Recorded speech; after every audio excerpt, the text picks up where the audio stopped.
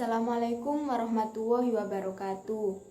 Saya dan teman-teman saya akan mempresentasikan materi tentang konsep pendekatan REA dalam database modeling.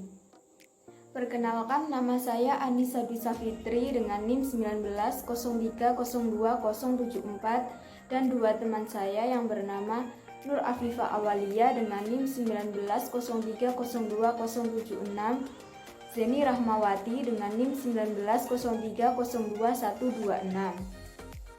REA Approach 1. Tampilan pengguna. REA merupakan sistem yang dapat mengatasi kelemahan-kelemahan sistem akuntansi tradisional.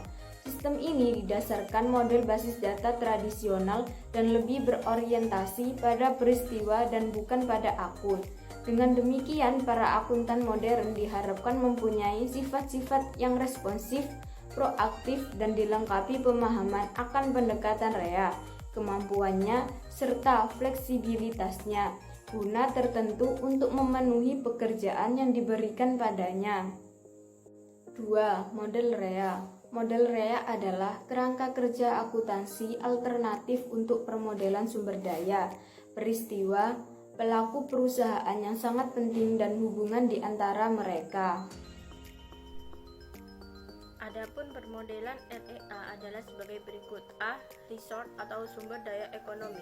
Resource didefinisikan sebagai sesuatu yang memiliki nilai ekonomis bagi organisasi tersebut. Contoh resource adalah kas dan inventaris. B. Event atau peristiwa. Event atau peristiwa ekonomi adalah fenomena-fenomena yang mempengaruhi perubahan-perubahan dalam sumber daya.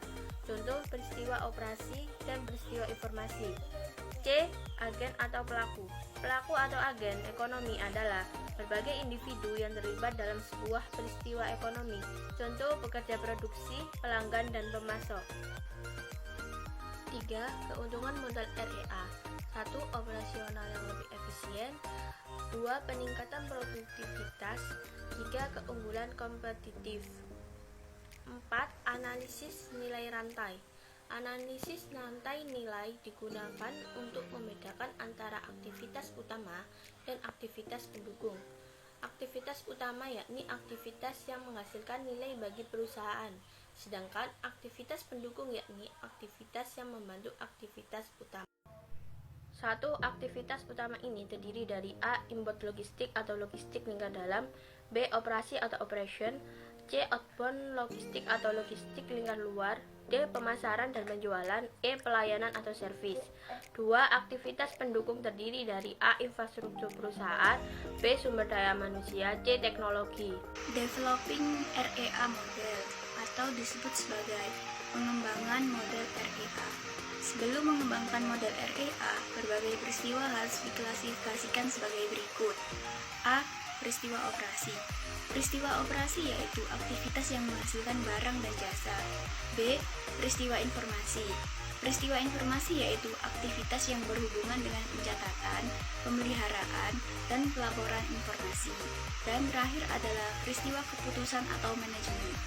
Peristiwa keputusan atau manajemen yaitu aktivitas yang mengarah pada pembuatan keputusan dan implementasinya.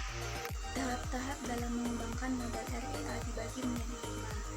1. Mengidentifikasi berbagai peristiwa operasi yang akan dimasukkan dalam model tersebut. Peristiwa tersebut adalah peristiwa operasi yang menjadi hal penting dan yang ingin dikumpulkan lebih jauh informasinya. Kedua yaitu mengatur peristiwa operasi ke dalam urutan kejadian.